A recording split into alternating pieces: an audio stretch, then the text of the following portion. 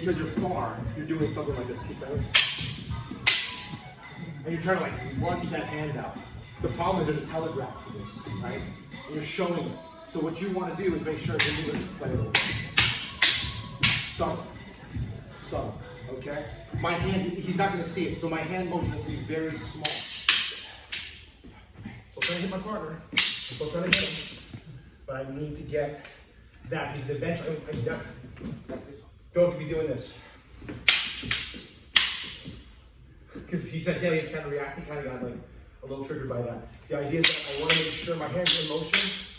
Hands in motion. I'm just going to sneak it in there. Hitting. Right? So you can go for your disarms eventually. That's kind of the game. You guys get that?